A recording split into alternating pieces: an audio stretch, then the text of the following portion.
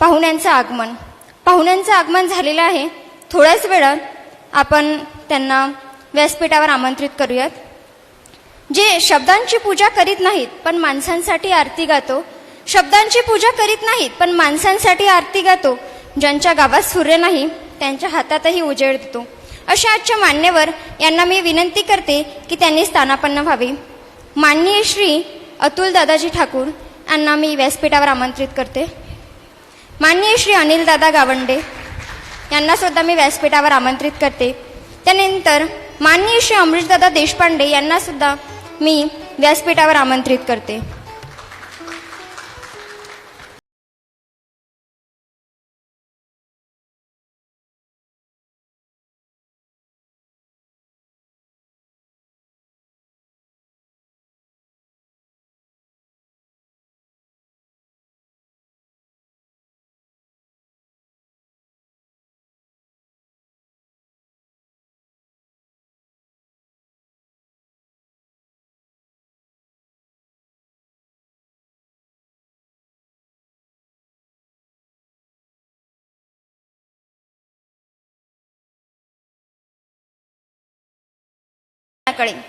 तर मी सर्व मान्यवरांना आणि महिला वर्गांना विनंती करते की त्यांनी दीप प्रज्वलनासाठी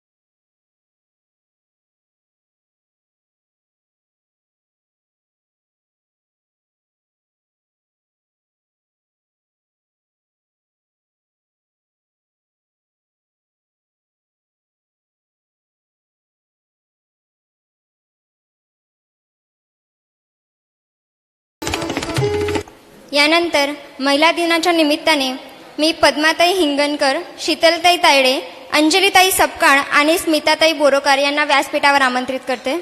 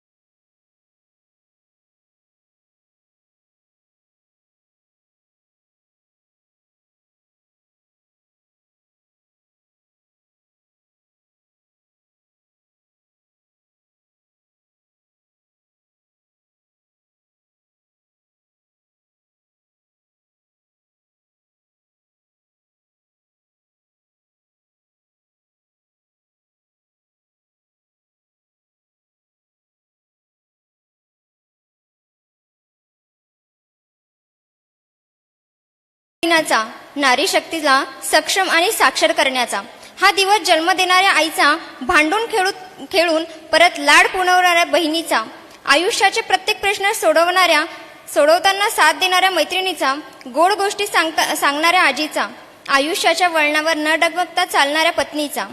अहो, स्त्री बघायची झाली तर एका स्त्रीने प्रण केला म्हणून महाभारत घडले आणि एका स्त्रीने संस्कार केले म्हणून अवघे स्वराज्य घडले. आजच्या कार्यक्रमाचे प्रास्ताविक करण्यासाठी मी अनिलदादा गावंडे यांना आमंत्रित करते.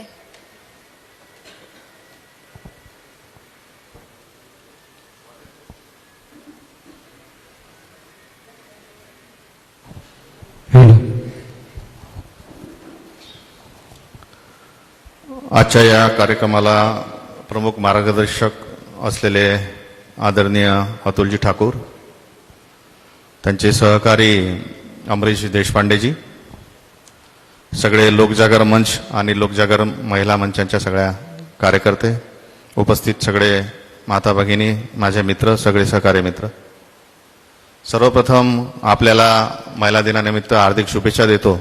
तसंच आज महाशिवरात्री आहे, त्याच्या निमित्ताने तुम्हाला शुभेच्छा देतो. बरेच दिवसानंतर ठाकूर सरांचं माझं बोलणं सुरू होतं गेल्या 6 महिन्यापासून. की या भागाच्या महिलांसाठी एखादा आर्थिक साक्षरतेवरचा कार्यक्रम आपण आयोजित केला पाहिजे.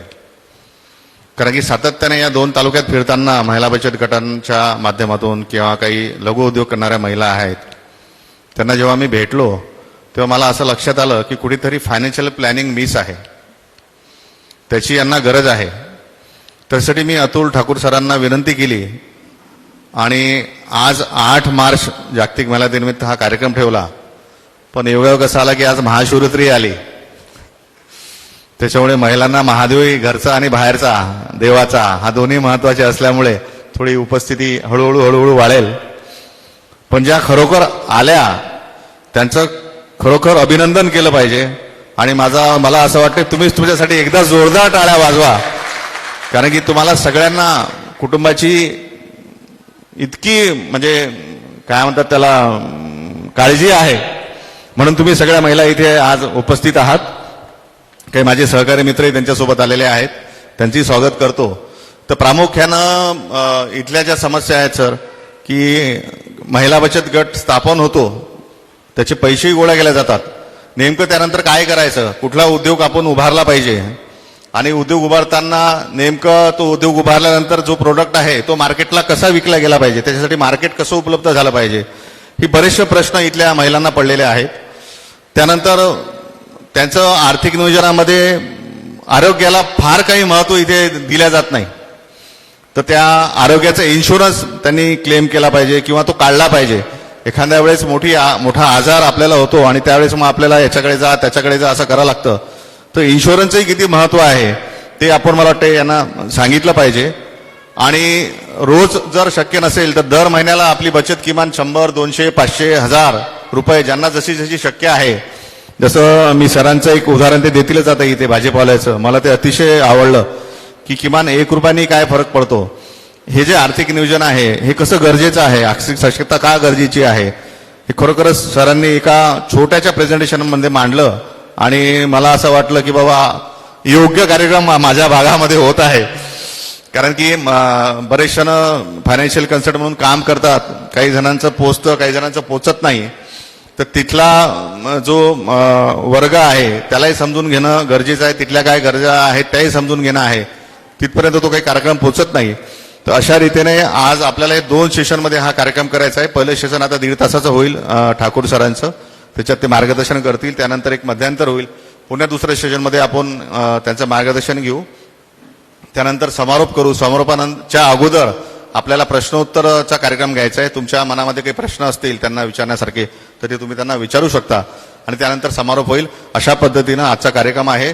मी आपल्या सगळ्यांचे पुन्हा स्वागत करतो आणि मी थांबतो. जय हिंद, जय महाराष्ट्र. आपण आज इथे ज्याकरिता जमलो ते म्हणजे अमूल्य असं मार्गदर्शन जे आपण अतुलदादा यांच्या वाणीतून श्रवण करणार आहोत. तर आज आपण काय ऐकणार आहोत हे थोडक्यात आपणास सांगते. तर आजच्या 2 सत्रात आपण जाणून घेणार आहोत की आर्थिक साक्षरता म्हणजे नेमके काय आहे, त्याची गरज आणि उपयोग काय आहेत, कुटुंबाने संपत्ती कशी निर्माण करावी व आर्थिक प्रगती कशी साध्य करावी, हे आपण माननीय श्री अतुलदादा ठाकूर यांना मी विनंती करते की त्यांनी आम्हास मार्गदर्शन करावे.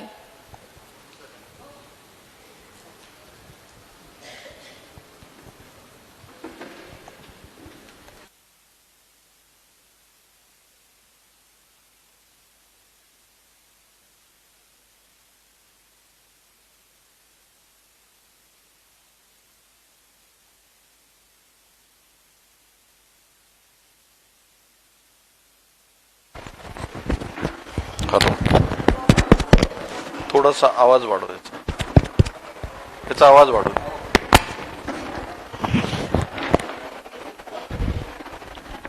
हॅलो,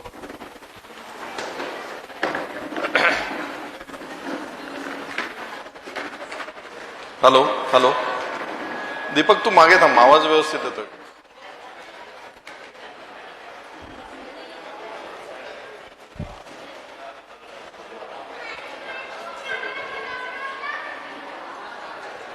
मला असं वाटतं आपण, माझा आवाज पोचतोय सगळ्यांना, मागेपर्यंत माझा आवाज बोलणं व्यवस्थित ऐकू येतंय. मी तुमचं सगळ्यांचं स्वागत करतो. आपण आपल्यासाठी एकदा जोरदार टाळ्या वाजवूया, जोरदार टाळ्या. या जोरदार नव्हत्या, आपण जोरदार वाजवूया, ठीक आहे. थँक्यू. मी तुमचं सगळ्यांचं स्वागत करतो. प्रथमतः मी अनिलदादांचे आभार मानतो. प्रहार जनशक्ती पार्टी आणि हा जो लोकजागर मंच आहे त्यांनी हे जे एक चांगला उपक्रम घडवून आणला आणि मी जे बाहेर ऐकत होतो की त्यांना ही आवड आहे आणि तुमच्या गावातच एक आवड निर्माण झालेली आहे शिक्षण घेण्याची, त्याबद्दल मी तुमचं सगळ्यांचा आभार मानतो आणि तुमचं सगळ्यांचं अभिनंदन पण करतो.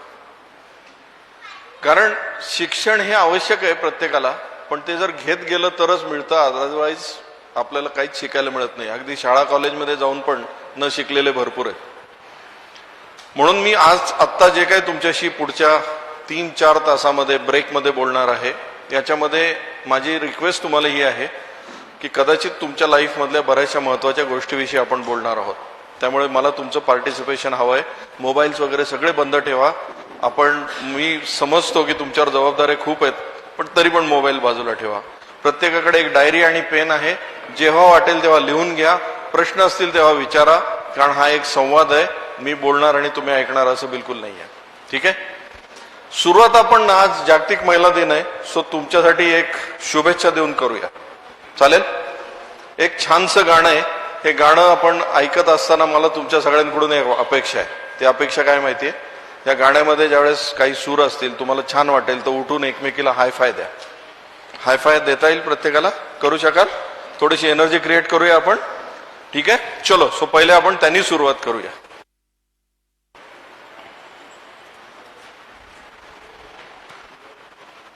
So please get up. जागेवरून उठा मस्तपैकी. आवाज आवाज.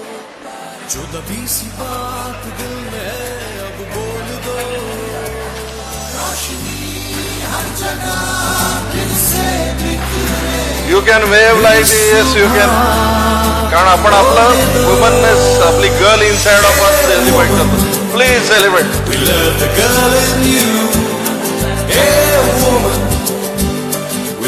हाय पाय द्या. Go and give the high five. High five. High पाय सरांना लाईक दिस. गो अँड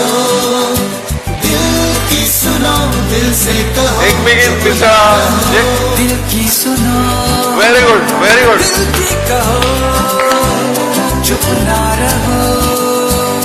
चुप ना रहो हे सांगितलं गेलेलं आहे. राईट.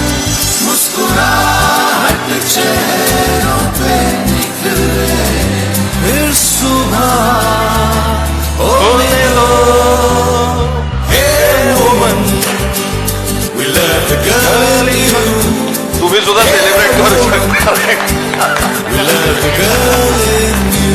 ज्यांच्या ज्यांच्या हाऊसच्या सोबत तुमचे सहकारी आहेत, यू गो अहेड. त्यांच्यासोबत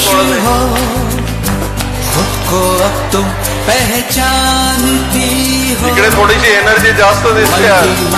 सोच कर ये खुश हो, खुद को अब तुम पहचानती हो. जिस तरह चल पड़ा रास्ता हो, फिर सुबह होए low. Hey woman, you are special. We love the girl you found. Hey woman, we love the girl in you. We love the girl in you. Hey woman, we love the girl in you.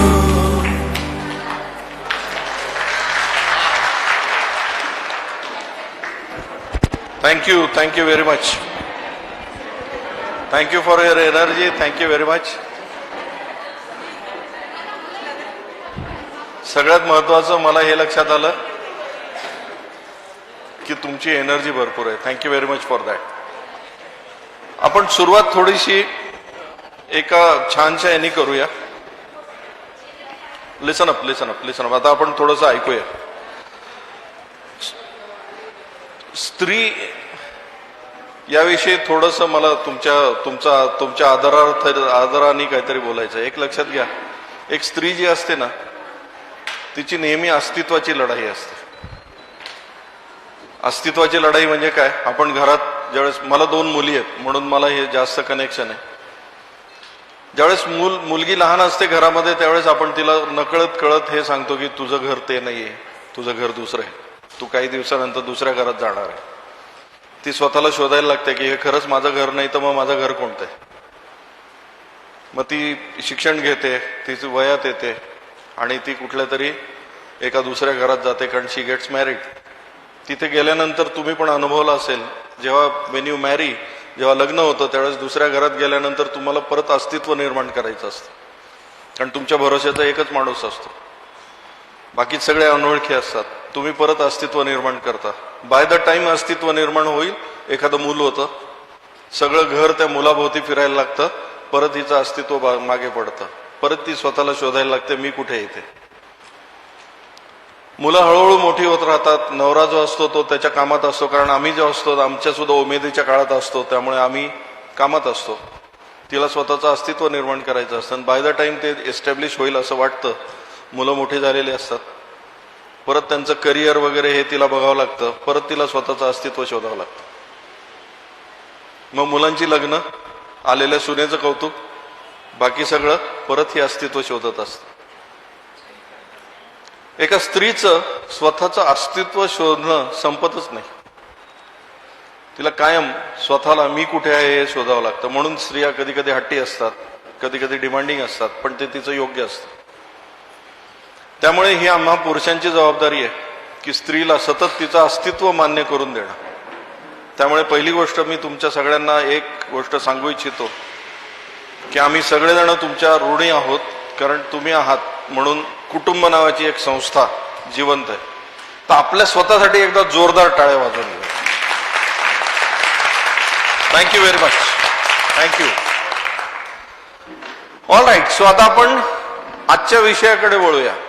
आजचा विषय आम्ही आर्थिक साक्षरता यासाठी घेतला कारण घरामध्ये एक स्त्री काय मॅजिक करू शकते हे आपल्याला समजून घेणं आवश्यक आहे. एक रिप्रेझेंटेटिव्ह म्हणून मी आपल्यासाठी एक महिलेला आपल्यासमोर आणलेलं आहे. तुम्ही यांना ओळखता? यांचं नाव काय माहितीये कोणाला? यांचं नाव आहे सुधा मूर्ती. बरोबर आहे? या कोण आहेत? सुधा मूर्ती. एक्स्ट्राऑर्डिनरी व्यक्ती, पुस्तकं लिहिली आहेत तरी पण साधी व्यक्ती आहे आणि स्वतःचं एक छानसं अस्तित्व निर्माण केलेली व्यक्ती आहे. म्हणजे आज इन्फोसिस सारख्या कंपनीच्या मालक ज्याला म्हणू, ओनर म्हणू, त्याची पत्नी म्हणूनच ओळख नाहीये, तर सुधा मूर्ती ह्या व्यक्तीची स्वतंत्र अशी ओळख आहे. म्हणून मी तुमच्या सगळ्यांच्या सन्मानार्थ त्यांचा फोटो इथे लावला. कारण काय असतं माहिती का, एक सक्षम स्त्री कुटुंबाचा आर्थिक आधारस्तंभ असते. एक लक्षात घ्या, कुटुंब जर वर यायचं असेल ना तर सगळ्यात गोष्ट स्टेबल जी आहे ती गोष्ट सक्षम असली पाहिजे, ती म्हणजे स्त्री. तिला अर्थशास्त्र कळालं पाहिजे, तिला हे कळायला पाहिजे की अर्थशास्त्र म्हणजे काय. आणि तिला जर ते नॉलेज नसेल, इथे कसाच तरी आवाज येतोय मागे, तर हे जोपर्यंत तुम्हाला तुमच्यापर्यंत पोहोचणार नाही तोपर्यंत आपल्याला जे पाहिजे ते समाज आपण घडवू शकत नाही. राईट? मी तिकडे थोडं जास्त लक्ष देतो याचा अर्थ तुम्ही दुर्लक्षित आहात असं बिलकुल नाहीये. फक्त आज संख्येने कमी आहोत आपण. राईट? पुढील पिढीचा सुद्धा जो उद्धार आहे हा नेहमी स्त्रीच्या थ्रूच होऊ शकतो. कारण घरामध्ये जे शिक्षण दिलं जातं ते स्त्रीच्या थ्रूच दिलं जातं. म्हणून आर्थिक साक्षरता ही जनरली सुरुवात घरापासून व्हायला पाहिजे. आणि ह्याचा आणि एज्युकेशनचा संबंध आहे मी असं बिलकुल म्हणत नाही. मी तुम्हाला बिलकुल जार्गन मध्ये असलेल्या गोष्टी बोलणार नाहीये. आपल्याला फार अशा टेक्निकल अकाउंटिंगच्या गोष्टी बोलायच्या नाहीयेत. आपल्याला बेसिक गोष्टी समजून घ्यायच्या. एक साधा आपल्या दैनंदिन जीवनात होणारा प्रकार आपल्याला समजून घ्यायचा आहे. कारण यामुळेच सगळं गणित आहे, ज्याला आपण म्हणू की पैसे वाचून आपल्या सगळ्या गोष्टी अडतात. तुम्ही एक लक्षात घ्या, तुमचे विचार किती चांगले असू द्या, तुम्हाला इच्छा किती चांगल्या असू द्या, पण तुमच्या मुलांना जर चांगल्या शाळेत घालायचं असेल, त्यांना चांगलं एज्युकेशन द्यायचं असेल, स्वतःला तुम्हाला चांगला अन्न वस्त्र निवारा पाहिजे असेल, तर तुम्हाला काय लागतो? पैसा लागतो. त्यामुळे आपल्याला पैसा कळालाच पाहिजे, पैसा मिळवता आलाच पाहिजे, पैसा टिकवता आला पाहिजे आणि पैसा वाढवता आला पाहिजे. पण आपण अशा एका समाजात राहतो ज्यामध्ये पैशाविषयी बोलणं वाईट समजलं जातं. किंवा असं म्हणलं जातं पैशाविषयी बोलू नका, पैसा पैसा करायचा नाहीये. पण एक लक्षात घ्या, प्रत्येक गोष्टीला पैसा लागतो. आज आपण इथे जमलेलो आहोत, हा कॅमेरा इथे ऑपरेट होतोय, हे लाईट्स ऑपरेट होत आहेत, या जागेला आपण वापरतोय. आज आपण ज्या ज्या फॅसिलिटी घेतलेल्या आहेत, या प्रत्येक गोष्टीसाठी पैसे लागलेले आहेत. ते जर नसते तर आपण कदाचित ही फॅसिलिटी एन्जॉय करू शकलो नसतो. त्यामुळे पैसे वाचून सगळं अडतं हे लक्षात घ्या. पैशाची पॉवर प्रत्येकाकडे असलीच पाहिजे. पैसा हा आपल्याला समजलाच पाहिजे. प्रत्येकाला इथे तुमचं वयोगट काय पण असू द्या, शिक्षण काय पण असू द्या, तुम्ही पैसे हँडल करता की नाही करत याचा काही संबंध नाही. कारण माणसाच्या आयुष्यामध्ये त्याच्या जन्मासोबत जे जन्माला येतं ते पैसा. हॉस्पिटलमधून बाहेर यायला पण पैसे लागतात, बरोबर आहे. आपण जन्मलो, हॉस्पिटलमधून बाहेर यायला पैसे लागतात. सो पैसा अस्तित्वात आपल्या सोबतच येतो. म्हणून पैसे काय आहे हे समजून घेण्याची गरज आहे प्रत्येकाला. पैसा म्हणजे काय हे आपल्या प्रत्येकाला नीट कळालं पाहिजे. पैशाचं ज्ञान प्रत्येकाला असलं पाहिजे. म्हणून आजचा विषय आपला आर्थिक साक्षरता आहे.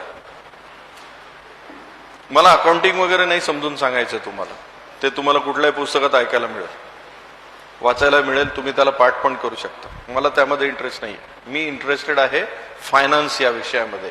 कृपा करून अकाउंट्स आणि फायनान्स मधला फरक लक्षात घ्या. आकडेमोड जे होते त्याला अकाउंटिंग मध्ये टाकलं जाईल, जमा खर्च लिहिणे वगैरे वगैरे. मी त्याविषयी बोलणार नाही.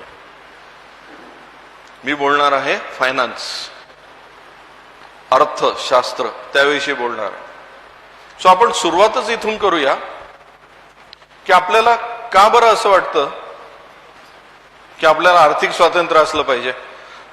कुणी हा विचार केलाय का आर्थिक स्वातंत्र्य म्हणजे काय? व्हॉट इज आर्थिक स्वातंत्र्य? जोरात सांगा, काय हरकत नाही. स्वतःच्या उद्योगातून कमवणं म्हणजे आर्थिक स्वातंत्र्य. ओके, आपण काहीतरी म्हणालात, बसून सांगा, काय प्रॉब्लेम. दुसऱ्यावर अवलंबून न राहता आपण जे काही कमवतो त्याला आपण म्हणूया, किंवा दुसऱ्यावर अवलंबून न राहणे. ओके, तुम्ही पण उत्तर देऊ शकता. दिस इज फॉर एव्हरीवन. आर्थिक स्वातंत्र्य म्हणजे काय? आर्थिक स्वातंत्र्य म्हणजे काय? फायनान्शियल फ्रीडम म्हणजे काय? What is financial freedom? पैसा खर्च करता आला पाहिजे. ओके, व्हॉट इज आर्थिक स्वातंत्र्य? खर्च करताना विचार करायला, ते तर आपण करतो नॉर्मली.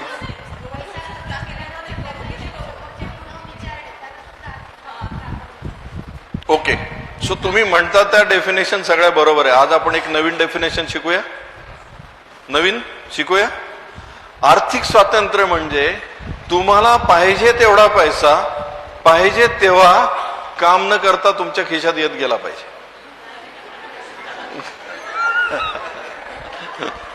बरोबर आहे? शक्य नाही? शक्य. नारायण मूर्ती काम करतात पैशासाठी, रतन टाटा काम करतात पैशासाठी. परवा ते अंबानी कुटुंब सगळं तुम्ही पाहिलं असेल, ते एकटे तर एकटे बिझी होते, त्यांचं कुटुंब बिझी होतं, सगळं जग बिझी करून टाकलं त्यांनी. आपण सगळेजण इथे बसून पण फोन घेतो. मुकेश अंबानी कधी फोनवर दिसले तुम्हाला? बरोबर आहे. ते आर्थिकदृष्ट्या स्वतंत्र आहेत, कारण त्यांनी त्यांचं आयुष्य असं घडवलेलं आहे की त्यांना आता पैशासाठी काम नाही करावं लागत, पैसा त्यांच्यासाठी काम करतो. लक्षात आलं? आर्थिक स्वातंत्र्य म्हणजे तुम्ही पैशासाठी काम करणार नाही आहात, तुमचा पैसा तुमच्यासाठी काम करेल. या जगामध्ये ज्यांनी ही कला समजून घेतली की मी पैशासाठी काम करेल सुरुवातीला आणि नंतर माझा पैसा माझ्यासाठी काम करेल, ती माणसं आर्थिकदृष्ट्या फ्री आहेत. काम करणं हा त्यांचा चॉईस आहे, कंपल्शन नाही आहे. म्हणजे मनात आलं तर काम करतील, नाही आलं मजा करतील, चालेल. मग मुलांच्या लग्नामध्ये वेडिंग अॅनिव्हर्सरी, याच्यामध्ये प्री वेडिंग पोस्ट वेडिंग गोंधळ घालत बसते. आपल्याला असं आयुष्य जगायला आवडेल की तुम्हाला पैशासाठी काम नाही करायचं, पैसा तुमच्यासाठी काम करेल, असं लाईफ जगायला आवडेल प्रत्येकाला? असं कुटुंबात तुम्हाला राहायला आवडेल ज्याच्यामध्ये पैशाची चणचण नाहीये, पाहिजे तेवढा पैसा येतोय, पण तुम्हाला पैशासाठी विचार करायची गरज नाहीये? आवडेल असं लाईफ जगायला? पण मग आता हे शोधावं लागेल याच्यामध्ये काय येतं, याच्यामध्ये काय येतं हे शोधावं लागेल. कारण काहीतरी गडबड आहे ना. मग या जगात काही लोक असे आहेत, या गावात पण असतील तुमच्या, जी पैशासाठी काम नाही करत, पैसा त्यांच्यासाठी काम करतो. हे लोक मधून कामावर जातात, मूड असेल तर, नाही गेले तरी फरक पडत नाही. एक लक्षात घ्या, आपल्यापैकी 90% लोक जर काम करणं बंद करतील तर त्यांच्या आयुष्यात समस्या उभ्या राहतील. काय खायचं काय प्यायचं हा प्रश्न उभा राहील. म्हणजे तुम्ही पैशासाठी काम करताय. पहिले इथून बाहेर यावं लागेल, इथून बाहेर आलं. आर्थिक स्वातंत्र्य म्हणजे मला पाहिजे तेवढा पैसा खर्च करणे, मला पाहिजे तेवढा पैसा खर्च असायला मिळणे असं नाहीये. 1-2 लाख रुपये पगार असलेले लोक सुद्धा आर्थिकदृष्ट्या पारतंत्र्यात आहेत. कारण त्यांनी जर पगार मिळवला नाही तर पुढच्या महिन्यात हप्ते कुठून भरणार, पुढच्या महिन्यात खर्च कुठून करणार हा त्यांच्यासमोर भ्रांत असते. ते आर्थिकदृष्ट्या स्वतंत्र नाहीत. आपल्याला स्वातंत्र्य मिळवायचं म्हणजे पहिले अर्थशास्त्र कळायला पाहिजे. त्याच्यावर आज आपण काम करणार आहोत. मी तुम्हाला काही बेसिक टिप्स देणार आहे. टिप्स मी यासाठी म्हणतो की तुम्ही या जर इम्प्लिमेंट केल्या तर तुम्ही या फायनान्शियल फ्रीडमकडे डेफिनेटली जाणार आहात, प्रत्येक जण. छोट्या छोट्या गोष्टी आपल्याला इम्प्लिमेंट करायच्यात. तर त्यापैकी काही गोष्टी आपण आता बघूया. पहिली गोष्ट, आपल्या प्रत्येकाचं ध्येय आर्थिकदृष्ट्या स्वतंत्र होणे हे असलं पाहिजे. तुमचा इंटरेस्ट आहे का पहिले ते बोला. कारण या जगामध्ये 99% लोक असे आहेत की ज्यांना श्रीमंत व्हायचं असतं, पण श्रीमंत होण्यासाठी जे करायचं ते करायचं नसतं. बरोबर आहे. प्रॉब्लेम काय माहिती का आपला, आपल्याला सगळ्यांना श्रीमंत व्हायचंय, पण श्रीमंत होण्यासाठी जे करावं लागतं ते मात्र मी करणार नाही. आपोआप झालं तर बघू. आपोआप होत नाही. काहीही शक्यता नाही अशी की तुम्ही आपोआप श्रीमंत व्हाल. त्यासाठी जे काही नियम पाळायचे ते पाळावे लागतील. बरोबर आहे. तुम्हाला अर्थशास्त्राचे काही नियम पाळावे लागतील जर तुम्हाला आर्थिकदृष्ट्या श्रीमंत व्हायचं असेल तर, आर्थिकदृष्ट्या स्वतंत्र व्हायचं असेल तर. तुम्हाला जर असं वाटत असेल तुमच्या पैशाने तुमच्यासाठी काम करावं, तुमचा पैसा हा तुमच्यासाठी अविरत सोर्स असेल, तुम्ही काम केलं नाही तरी तो देत असेल, तर नियम पाळावे लागतील. आणि एक लक्षात घ्या, ज्या व्यक्तीच्या लाईफमध्ये डिसिप्लिन नाही त्या व्यक्तीच्या लाईफमध्ये पैसा नाही. कारण शिस्त आणि पैसा हे दोन्ही भाऊभाऊ आहेत, चांगलं पटणारे एकमेकाचे. तुम्हाला पहिल्यांदा हे ठरवून घ्यावं लागेल, मला माझ्या आयुष्यामध्ये आर्थिक शिस्त आणावी लागेल. मी जे काय बोलतोय हे तरच शक्य आहे जर तुम्हाला आर्थिक शिस्त असेल तर. औरंगाबादच्या बाजूला एक सोनई नावाचं गाव आहे. तिथे आमच्या पार्टिसिपंट सुनीताताई गडाख, त्यांनी बचत गटातल्याच काही महिलांना बोलवलं होतं. जवळपास 150-200 महिला होत्या.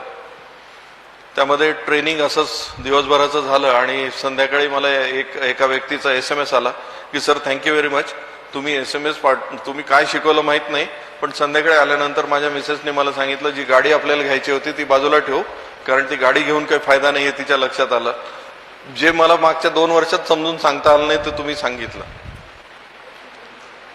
पहिली शिस्त कुठे लावावी लागेल माहिती का, आपल्याला काय पाहिजे आणि काय नाही पाहिजे याच्यामध्ये भावनात्मक खरेदी करणं बंद करावं लागेल. आज तुम्ही बघा, आम्ही जे खरेदी जे करतो ना ते भावनेपोटी करतो.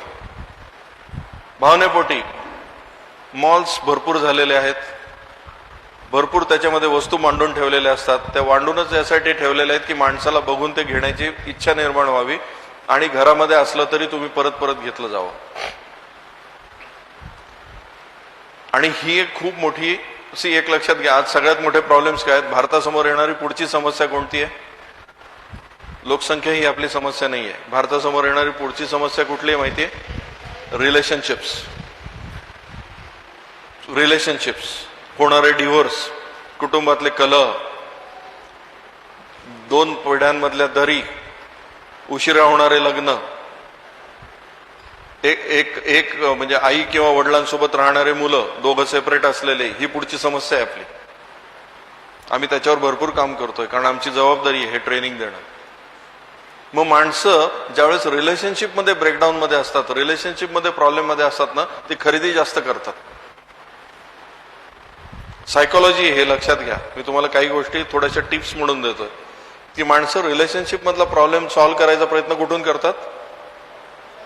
शॉपिंग करून, वस्तू विकत घेतात.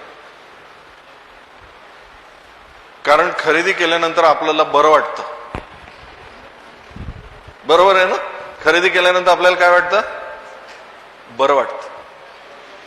म्हणजे घरामध्ये 2-3 बुटाचे जोड ऑलरेडी असतील, अजून एक घेतला तर आपल्याला बरं वाटतं, काहीतरी मी केलंय म्हणून.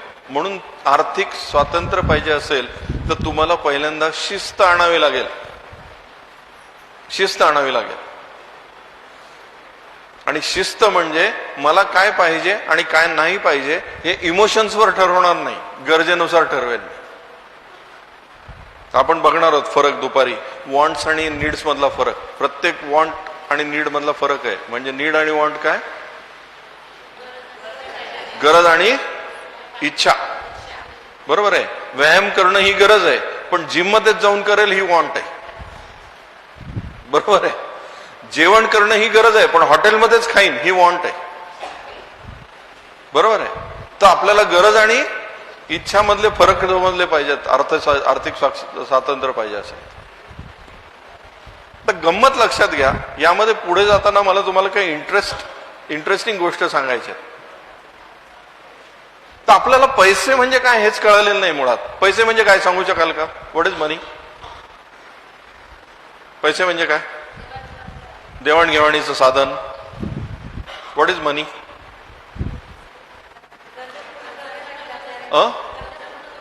गरजा पूर्ण करण्याचं साधन. आपण पण सांगू शकता व्हॉट इज मनी?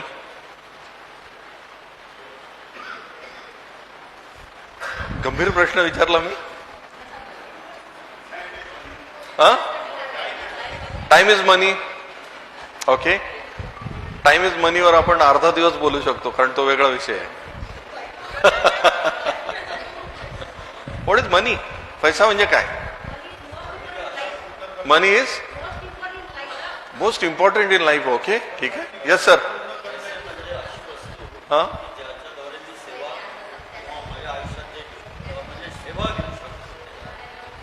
पैसा म्हणजे ही अशी गोष्ट ज्याच्यामध्ये मी सेवा घेऊ शकतो.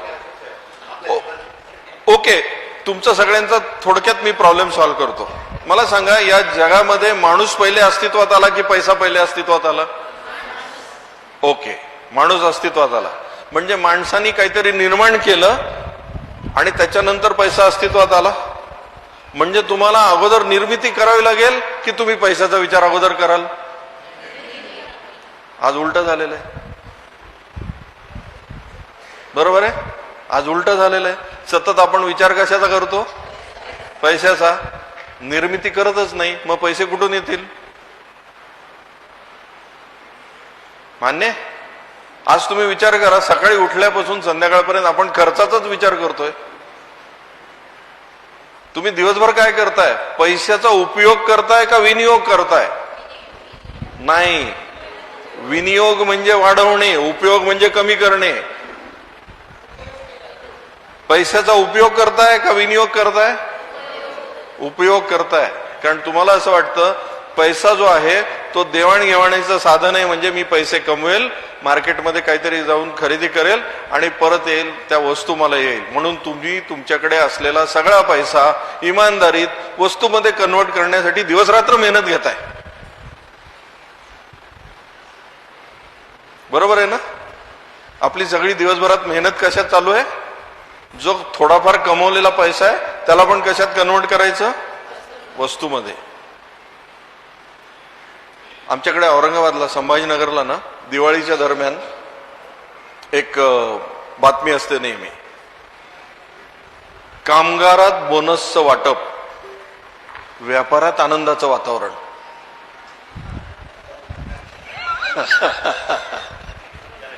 बरोबर आहे. कामगारात बोनसचं वाटप, आनंदाचं वातावरण कोणाकडे? का बरं असं असेल? बोनस मिळाल्यावर खुश व्हायला पाहिजे ना. कारण पैसा न सहन होणारी लोक पैसा मिळाले की मार्केटमध्ये धावत सुटतात. थोडाफार बोनस बिनस पैसा मिळाला की हे काय करतात? ताबडतोब पळत सुटतात, याचे वस्तू कशा विकत घेईन मी आणि हा पैसा संपून कसा टाकेल. म्हणून तुम्ही बघा आपल्या घरात चर्चा कशाची होते, दर महिन्यात जो पैसा कमवलाय त्याला संपवायचं कसं. बरोबर आहे. वाढवायचं कसं एकाही घरात चर्चा होत नाही. चर्चा कशाची होते, मग कधीतरी आपण असं म्हणतो की अरे या महिन्यात बोनस मिळतोय, अच्छा मग तर आपल्याला कोणाला तरी श्रीमंत करावंच लागेल. मग कुटुंबाच्या कुटुंब बसतं आणि ते ठरवतं यावेळेस आपण वॉशिंग मशीनच्या विक्रेत्याला श्रीमंत करू. काही जण म्हणतात आपला टीव्ही फार छोटा आहे हो, शेजाऱ्याचा मोठा आहे, मग टीव्ही वाला गरीब वाटतोय आपल्याला, त्याला श्रीमंत करू. आपण सोसायटीच अशी तयार झालेलो आहोत, दिवस रात्र कोणाला श्रीमंत करू या विचारात असतो. आपल्या श्रीमंतीविषयी विचारच करत नाही आहोत आपण. आपण सतत इतरांच्या श्रीमंतीसाठी कमिटेड लोक आहोत. बोनस आला वाटून टाकता, बरोबर आहे, बोनस आला वाटून टाकतो आपण. दिवाळी दसऱ्याला इमानदारीत कपड्याच्या दुकानदाराला श्रीमंत करणे ही जिम्मेदारी असते आपली. जागा नसतं तर एक कपाट विकत घेतो, त्याला श्रीमंत करून टाकतो, बरोबर आहे. सतत घराच्या रंगरंगोटीवर खर्च करणे ही जिम्मेदारी असते, कारण त्यांना श्रीमंत करणे ही जिम्मेदारी आपली आहे. आणि हे सगळं कमी पडलं तर लोन घेऊन बँकेला श्रीमंत करणं पण जिम्मेदारी आपली असते. कारण आपल्याला पैसा कळालेलाच नाहीये. पैसा म्हणजे खर्च करण्याचं विनियोगाचं साधन जरी असलं तरी तुम्ही काय निर्माण करताय याच्यावर विचारच होत नाही. आपण सतत देण्याचा विचार करतोय, कन्सिस्टंटली आपण देत आहोत. त्यामुळे तुमच्याकडे जो पैसा चुकून येतो तो सुद्धा तुम्ही काय करताय, उपयोग करताय. तुम्हीच तुमच्या घरी जाऊन आज थोडंसं ऑडिट करून बघा. अशा कित्येक वस्तू असतील की ज्या तुम्ही वापरल्या नाही तरी तुमचं आयुष्य व्यवस्थित चालेल, पण तुम्ही जमा केल्या आहेत. का बरं? कारण तुम्हाला कोणाला तरी श्रीमंत करायचं होतं, बरोबर आहे. एक घड्याळ चालत नाही आजकाल, एक पेक्षा जास्त घड्याळ असलेले किती लोक आहेत इथे. करा काही हरकत नाही हात, बरोबर. एकापेक्षा जास्त घड्याळ आहेत, भरपूर आहे. चला काही कॉमन प्रश्न तुमच्या जिव्हाळ्याचे. तुमच्यापैकी कित्येक जणी अशा असतील की ज्यांनी मागचे 6-6 महिने साडीला हात पण लावला नसेल, त्या अशा साड्या घरात असतील,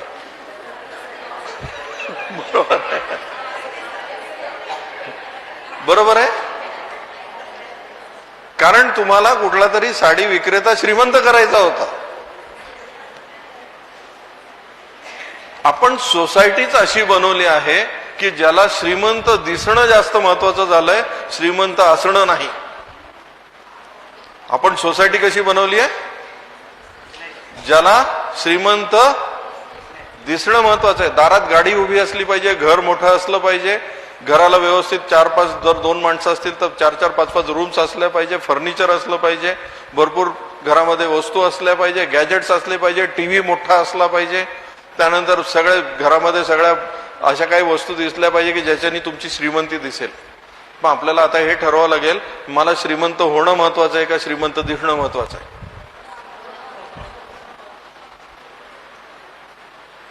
श्रीमंत होणं महत्वाचं आहे की श्रीमंत दिसणं महत्वाचं आहे. पण मग जे तुम्ही जरा घरी जाऊन बघा तुमच्यात,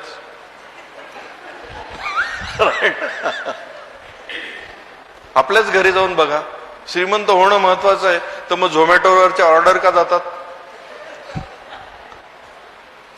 खूप दिवस झाले बाहेर गेलोच नाही हा विचार कुठून येतो, कारण तुम्हाला असं वाटतं हॉटेलवाला गरीब होऊन जाईल मी जर नाही गेलो तर. मी हॉटेल इंडस्ट्रीच्या विरोधात जात नाहीये, पण तुम्ही विचार करा आज आपण प्रत्येक जण किती अटॅक मध्ये आहोत. एक मध्यमवर्गीय कुटुंब जे असतं त्याच्यावर सतत अटॅक होत असतो. तुमच्यावर ऍडव्हर्टाईजचा मारा केला जातो, तुम्हाला खोटी श्रीमंती दाखवली जाते. 24/7 आपण जे सिरियल बघत असतो त्यामध्ये त्या सगळ्या खोट्या खोट्या गोष्टी दाखवल्या जातात. त्याने आपल्याला असं वाटतं हे सगळं जर माझ्याकडे नसेल तर मी गरीब दिसेल.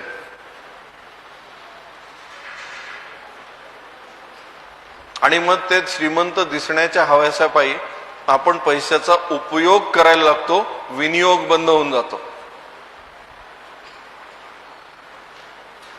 पैशाचा उपयोगाच्या ऐवजी आपलं काय सुरू होऊन जातं, विनियोग. उपयोग सुरू होतो. सो मला एक सांगा, तुम्हाला आज काही टिप्स लिहून घ्यायच्यात. पहिली घ्या, पहिली टिप लिहून घ्या. First tip, tip number 1. मी आर्थिक शिस्त लावेन, माझ्या कुटुंबाला आर्थिक शिस्त लावेन. आर्थिक शिस्त लावेन म्हणजे काय? पैशाचा विनियोग झाला पाहिजे, उपयोग नाही.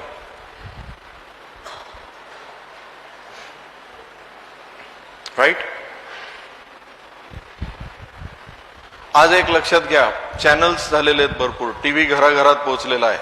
परत लहान मुलांपासून सगळ्यांना अवेलेबल आहे, काही नाही तर युट्यूब आहेच. त्यामुळे त्या सगळ्या ज्या खोट्या श्रीमंतीच्या कल्पना ज्या आहेत त्या प्रत्येक घरापर्यंत पोहोचवल्या जातात. मध्यमवर्गीय हा सगळ्यात जास्त अटॅक केला जातो, कारण लोकांना माहिती आहे की मध्यमवर्गीयांना स्वप्न दाखवली तर ते ताबडतोब पैसे बाहेर काढतात, ताबडतोब पैसे बाहेर काढतात. त्यामुळे ज्याला गाडीची गरज नाही तो पण गाडी घेऊन टाकतो. 4 व्हीलर असणं ही कौतुकाची गोष्ट झालेली आहे, बरोबर आहे. पण त्या 4 व्हीलर मागे जे आपण कर्ज घेऊन ठेवतो त्यांनी जो आपले हाल होतात, म्हणजे आपण कोणासाठी काम करतोय? एखाद्या बँकेसाठी काम करतोय. आज इथे बसलेले कित्येक जण कुठल्या तरी बँकेसाठी काम करत असतील, कुठल्या तरी अर्थ सहाय्य करणाऱ्या कंपनीसाठी काम करत असतील. मी काम करत असतील म्हणजे काय? तुम्ही जी काही मेहनतीने कमाई कमवताय ती कुठल्या तरी हप्त्यामध्ये जात असेल. घराचा हप्ता, गाडीचा हप्ता, अशा जर हप्त्यासाठी जात असतील तर तुम्ही इनडायरेक्टली त्या फायनान्शियल इन्स्टिट्यूशनसाठी काम करताय.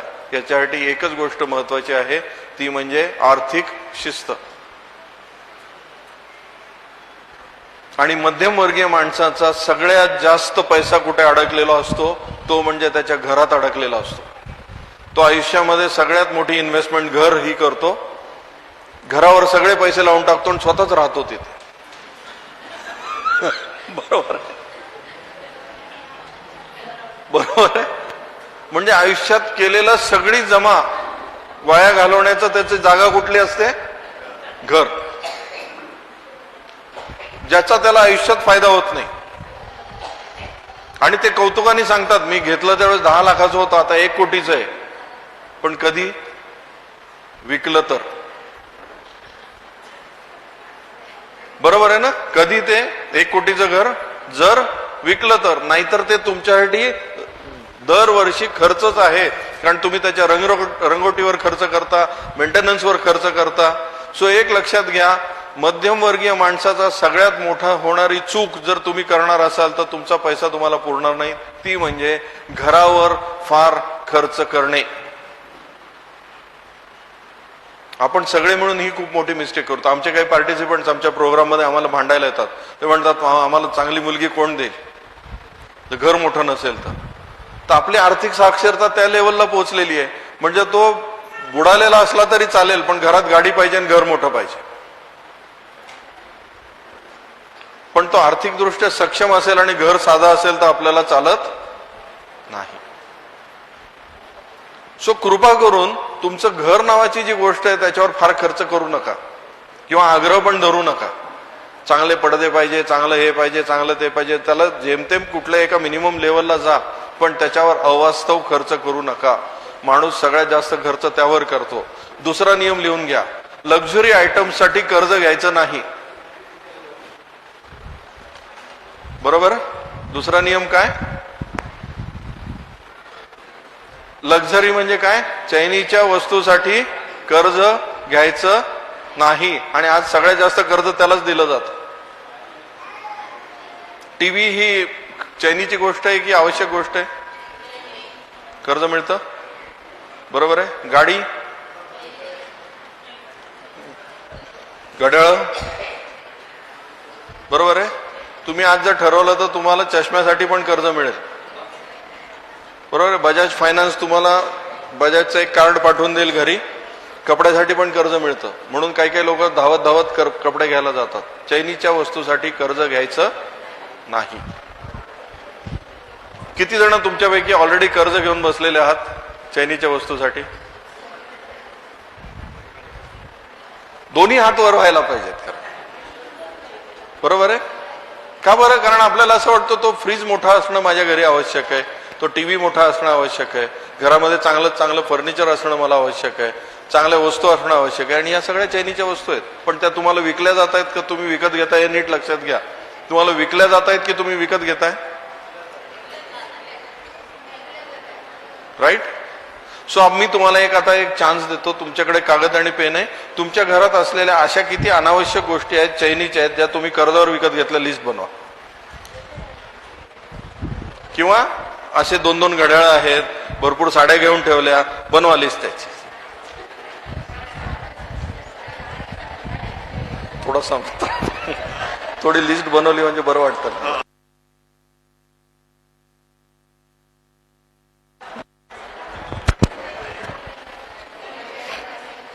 इथे बरेचसे जण असे असतील, मी नाही करत. बरोबर आहे. तुम्ही घरी जाऊन जर बघाल तर लक्षात याल की हे कोणी केलेलं आहे.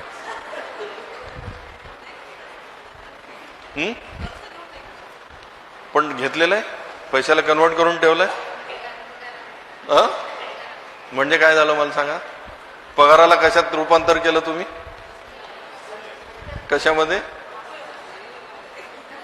वस्तूमध्ये कन्वर्ट केलं. त्याचा फायदा होतोय. समजा एखादा टीव्ही विकत घेतला, समजा एखादा टीव्ही, कोणी टीव्ही विकत घेतलाय अशामध्ये? अशा टीव्ही विकत घेतलाय, किती रुपयाचा आहे? 45. आता काय किंमत असेल त्याची? विकून बघा.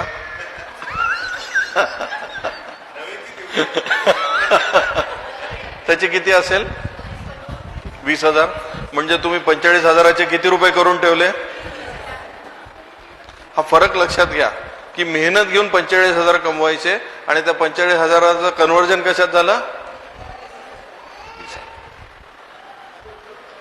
तुम्ही जर या पद्धतीची तुमच्या सगळ्या गोष्टींची लिस्ट बनवाल तर तुमच्या लक्षात येईल की आपण आयुष्यात कमवलेला बराचसा पैसा हा या पद्धतीने वाया घालवलेला आहे. राईट. वाया घालवलेला. सो मला तुम्हाला सगळ्यांना एक प्रश्न विचारायचा आहे. तुम्ही इतके दिवस जे पैसे कमवले ते आहेत कुठे? व्हेर इज युअर मनी? कारण आपण आता एक छानसा व्हिडिओ बघणार आहोत. तुम्ही कमवलेला पैसा आहे कुठे? पोरांच्या शिक्षणात. Very good. मुलांच्या शिक्षणात गेला. कशासाठी एवढा सगळा तिकडे खर्च करून टाकला? एक दिवस मुलं मला सांभाळतील. विचारलं मी तुम्हाला फक्त प्रश्न विचारला. तुम्ही काही पण सांगू शकता मला. मुलांच्या शिक्षणात सगळा खर्च करून टाकला. ओके, ठीक आहे. असे किती जण आहेत की सगळ्या शिक्षणात पैसे खर्च करून टाकल्या, गरजा पुरवण्यात खर्च करून टाकला? यांनी जसं सांगितलं तसं. तुमच्यासाठी एक छानसा व्हिडिओ दाखवतो मी, मग आपण बोलूया. आपण अमरीश तो व्हिडिओ प्ले करा.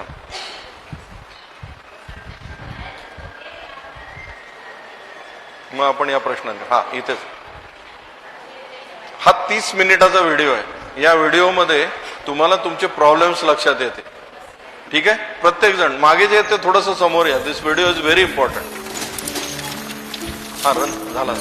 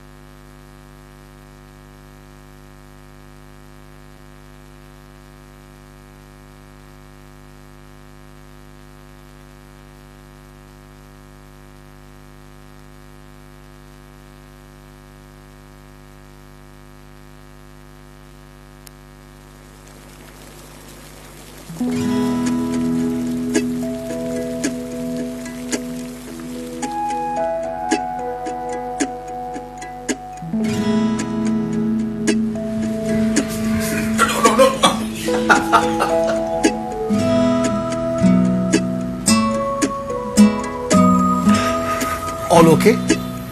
Happy.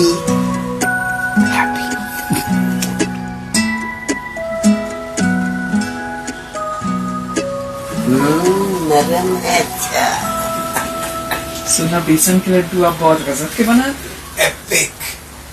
नटी कितने साल हो गए अब पता नहीं वैसे बनाने. It's time. I've got it. आज मैं एक बहुत बड़ा दरवाजा खोलने जा रहा हूं, अली बाबा की गुफा का। खुल जा सिम सिम।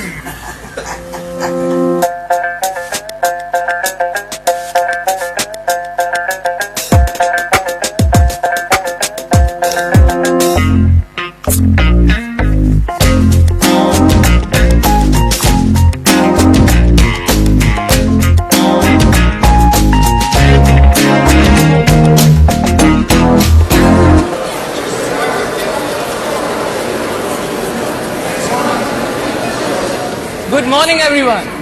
सो आज जो शख्स हमारे बीच है उनका एक छोटा सा इंट्रोडक्शन मैं आप सबको देना चाहता हूं। 5 साल पहले एक तारा आसमान से जमीन पर उतरा, एक नया रास्ता उसने हम सबको दिखाया। इतनी उस तारे की रोशनी कि देखने वाले को रास्ता ही दिख गया। इतना बड़ा गुरु मंत्र सिखाया कि बुद्धि तो बढ़ी और साथ में मजा भी आ गया। आज वो तारा हमारे कैंपस में उतरा है। बेवकूफ तो हम थे जो उन्हें इडियट समझ बैठे, ये तो उनकी जर्रा नवाजी थी।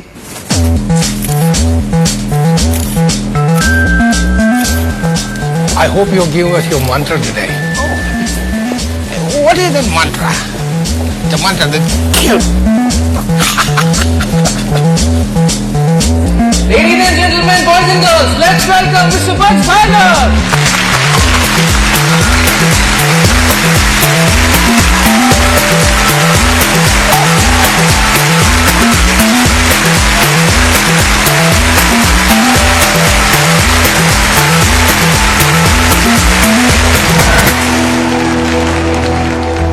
All is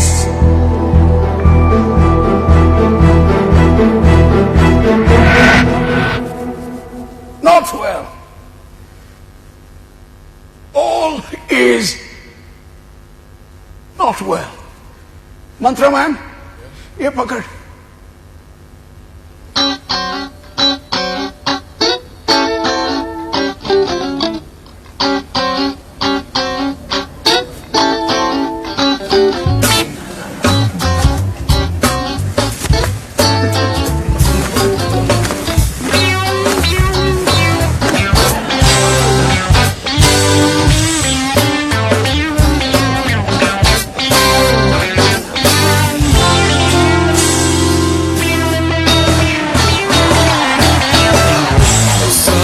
ठीक है, I'm fine, you are fine as well as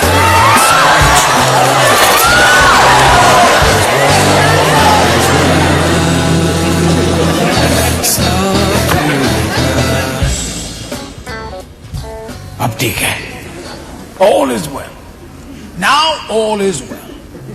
Can everybody hear me clearly? Everybody? Loud and clear. Sir, any special message today?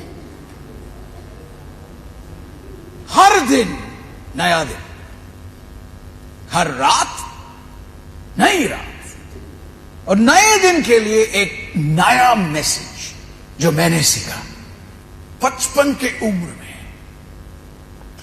Kolhapur airport दुनिया का सबसे बड़ा एयरपोर्ट नहीं है।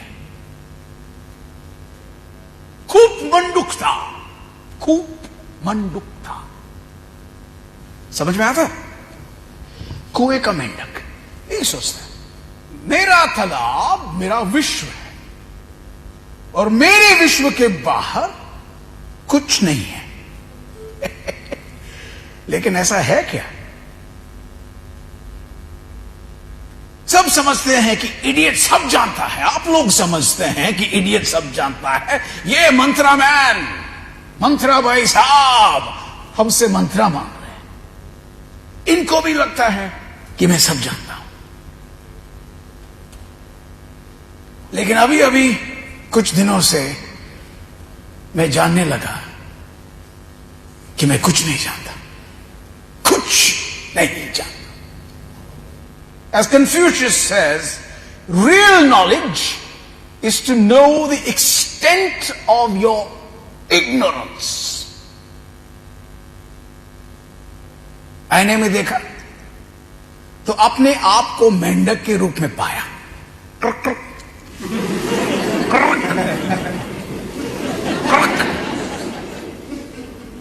तब समझ में आया कि मैं भी इस जाहिल जगत का एक छोटा सा अंश हूं, कूद रहा अंदर ही अंदर। तब ये मोटा काला मेंढक काली पीली में बैठा। Sir, खाली पीली? नॉट काली पीली मैन, काली पीली, black in yellow, black in yellow, black in yellow.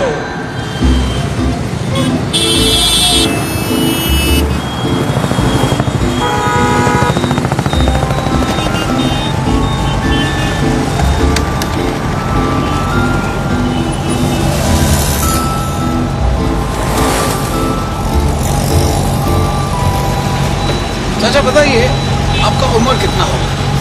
जैसे हमारे जन्म पत्रिका से हमारा जो है वो 87 चल रहा है। आपको बराबर से दिखता है ना? तो फिर गाड़ी कैसे चलेगी? आंखें बंद करके चलती है। रोड पूरा दिखता, देखो बीड़ी जला रहा है, पी रहा है, धुआं उड़ा रहा है।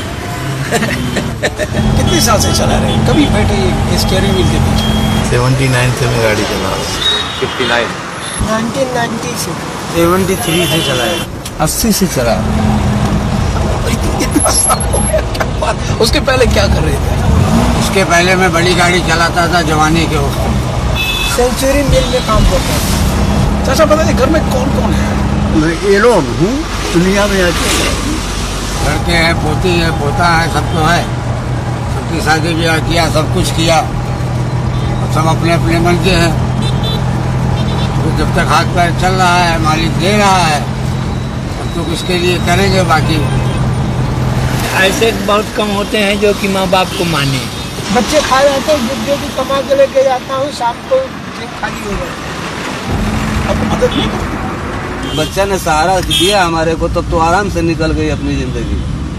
नहीं सहारा दिया तो अब तो जो किस्मत में लिखा रहेगा उसको बच्चा ही, आप कोई दुनिया वाला टालने वाला है, काटने वाला है। बताइए आप कुछ रिटायर होने का कुछ सोचा आपने?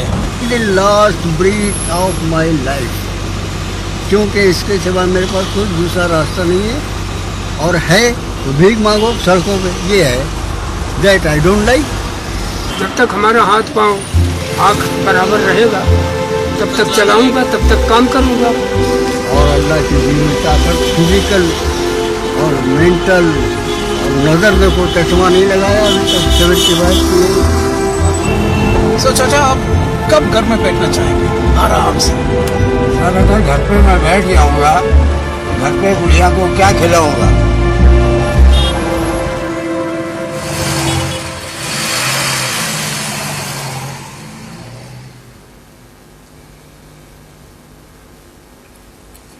घर पे क्या खिलाएगा?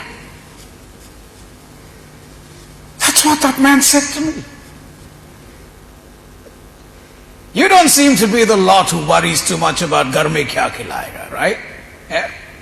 पापा है, मम्मी है, feeding my tummy है, everything yummy yummy है, सब कुछ ठीक है। सेविंग्स का मतलब क्या है? Yes, you. सेविंग्स का मतलब क्या है? I don't know sir, पता नहीं। Are we talking about financial terms? Savings? Necessary, but I don't have any right now. Savings, none. I don't know how to answer that.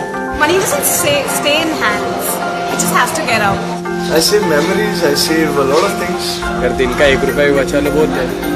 I'm someone who binges on things that I don't need. So I don't really believe in savings until I start earning. Too much of banking theory. I don't think we've reached that stage yet that we are supposed to save for the future and all. We're still very dependent on our family. Saving किधर करते हैं, सब तो उड़ा देते हैं। उनको कदर नहीं ना पैसे की। I try and I fail. I don't know. I plan on having 2 nice kids who'll take care of me. Saving क्या कर सकते? You should ask my dad about it. So इस उम्र में आप सोचते हैं कि मम्मी डैडी सब संभाल लेंगे, राइट? अरे कब तक ये चलेगा? इंडिपेंडेंट कब होगे? अरे दुनिया में देख, बच्चे लोग कॉलेज फीस भरने के लिए नौकरी करते हैं, खुद भरते हैं। डैडी फी, डैडी ये, मम्मी दा भरे। अब बस करो यार, नहीं तो पछताओगे। You will regret it all your life. चलो मैं कहानी सुनाता हूं.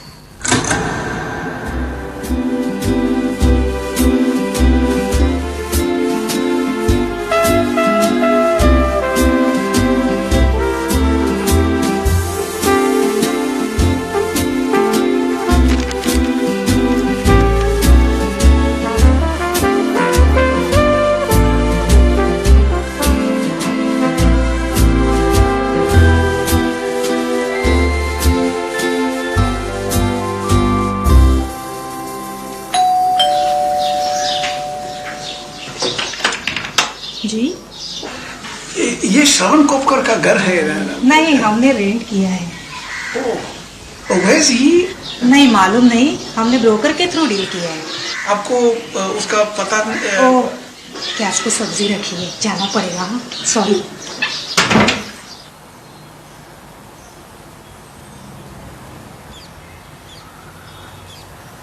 काका, अरे काका मुझे पहचाना नहीं? नहीं. कोपकर के घर, लड्डू. अरे काका मैं लड्डू. अरे बेसन का लड्डू तू है. किधर है तू आजकल? अरे मैं जिधर भी हूँ, लेकिन आप क्यों इधर हो? स्टूल अभी तक छोड़ा नहीं? क्या उम्र है आपका? 84. ये स्टूल कब छोड़ने का प्लान है? मतलब नौकरी? छोड़ेगा तो घर कैसे चलेगा? लेकिन तू कैसे आया आज? हमारे स्कूल का रियूनियन है, श्रवण को ढूंढने आया, मगर यहाँ कोई है ही नहीं. इतना साल के बाद आएगा तो कैसा पता चलेगा? 40 साल हो गया काका, 40 साल हो गया. वो कहाँ हो? अमेरिका. और उसका भाई था ना, उसका नाम क्या है वो? श्रीकांत. वो हांगकांग में है. और उनकी मम्मी मतलब? वो है उधर नायगांव में वृद्धाश्रम. वृद्धाश्रम जानता है? बुढ़े लोगों का घर. फोक्स हो? क्यों? अब क्या बताएगा, ये तो भाड़े के ऊपर दे दिया. भाड़ा ले रहे, उसमें से 5,000 देकर माँ को उधर रख दिया. मम्मी को मिलने कोई जाते हैं? मैं जाता हूँ संडे को, छुट्टी होती है ना, मूंगफली उबाल के लेके जाता हूँ.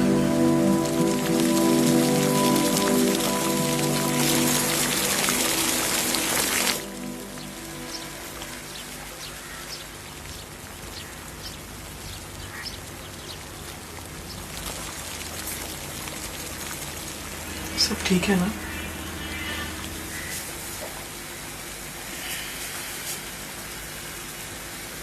No. No, all is not well. The lighthouse lies abandoned, punished by the high tide, lashed by incessant rain. मूंगफलियाँ ज्यादा उबलेंगी तो नरम हो जाएंगी. नरमी ठीक है, क्या पता दांत है या नहीं है.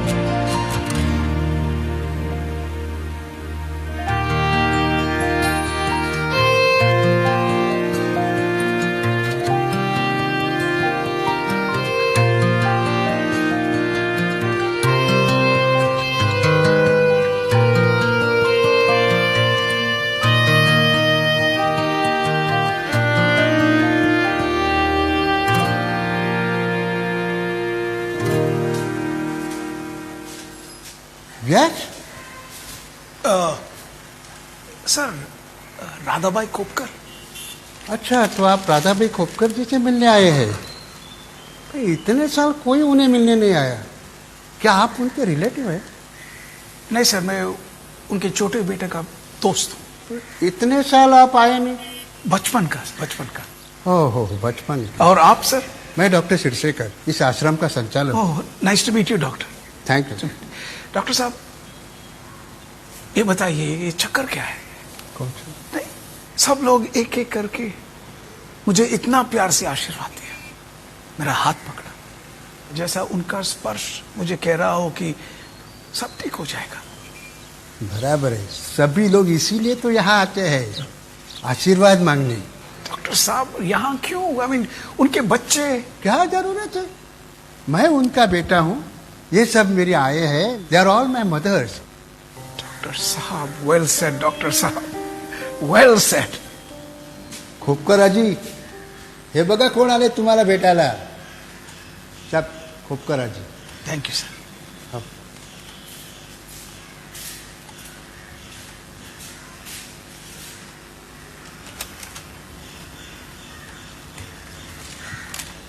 पहचाना मुझे? कौन है रे बाबा तू बोल मटोल? लड्डू. हाँ, बेसन लड्डू, बेसन लड्डू. क्या मेमोरी है मौसी, क्या मेमोरी है. मैं कुछ चीज भूली नहीं, हर चीज मुझे याद है. इतना सा था तू, दांत भी नहीं निकल आए थे.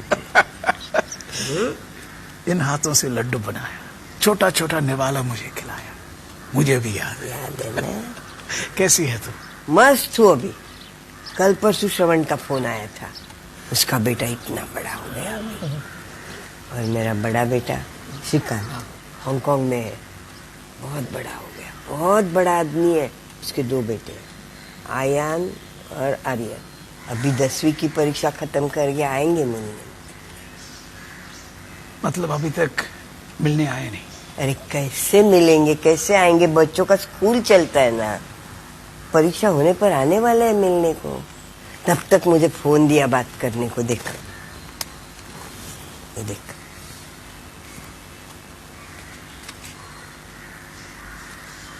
कैसा है.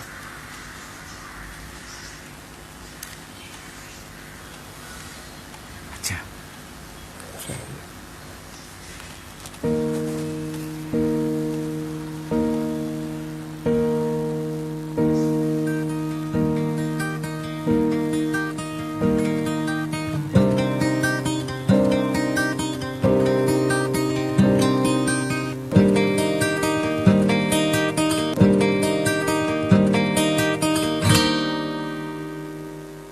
अकेले आ गए थे,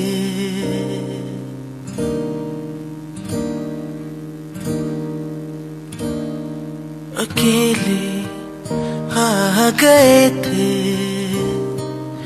हम तो बिन बुलाए.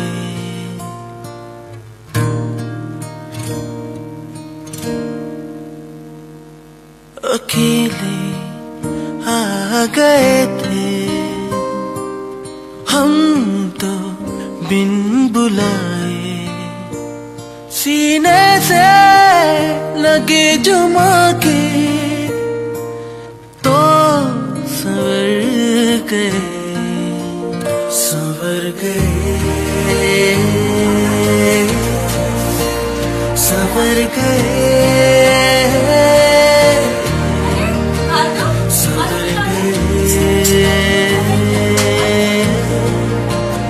संवर गए.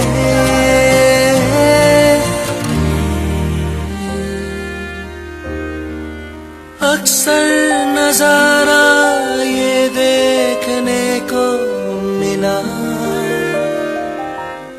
उंगली छोड़ उस तरफ निकल गए.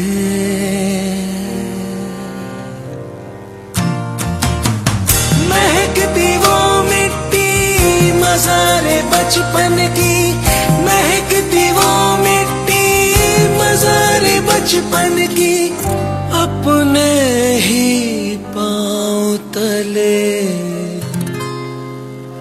कुचल गए.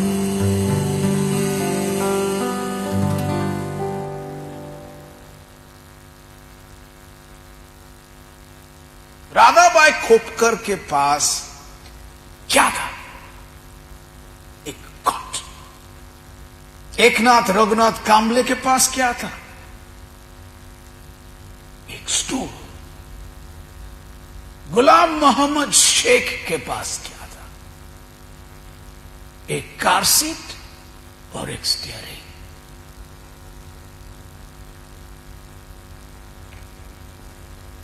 क्या ये काफी है? राधाबाई खोपकर के पास 2 बच्चे हैं। गुलाम मोहम्मद शेख के पास 4 है। एकनाथ जी के पास 5 है। फुल टीम होने के बावजूद इनिंग्स डिफीट।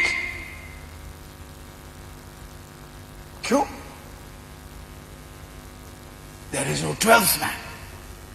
राधाबाई खोपकर के पास एक तीसरा बेटा होना जरूरी था। गुलाम मोहम्मद शेख के पास 5वां बेटा होना जरूरी था। बेटा या बेटी?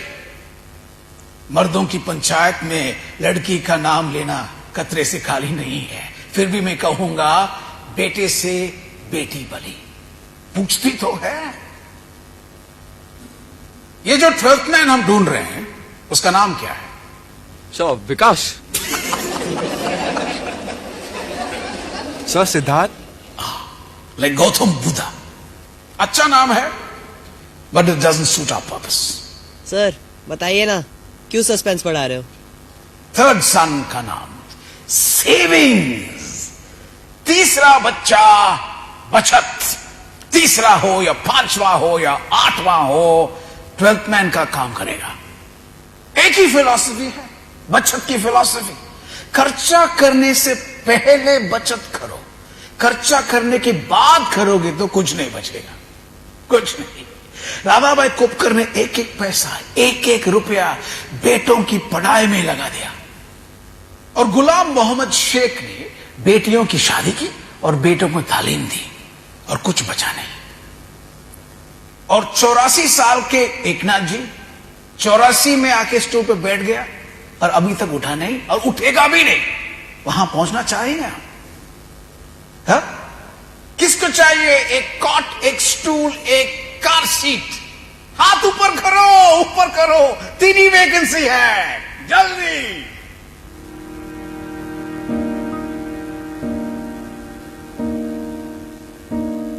मौसम जो पलटा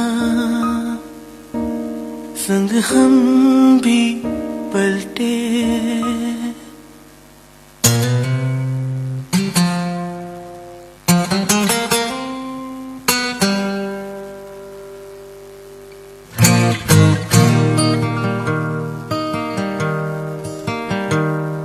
मौसम जो पलटा संग हम भी पलटे। मौसमों की ही तरह बदल गए।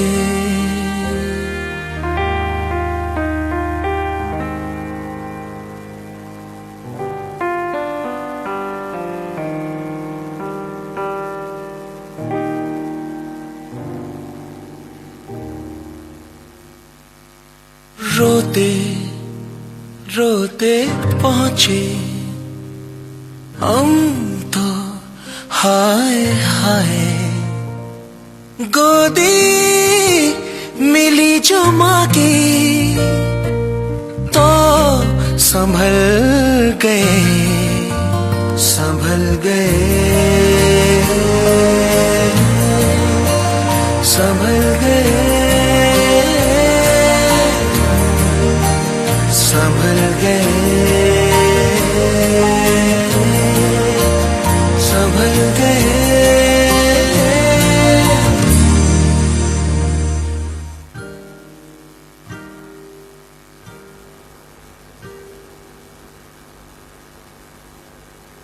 मगर खोपकर आजी किधर है?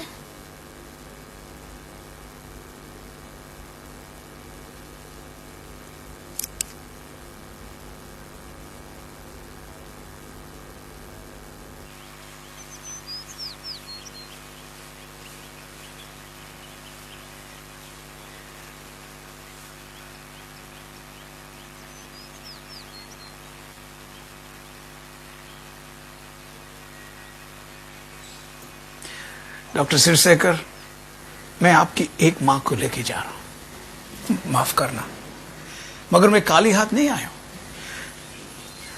आई want to make a contribution.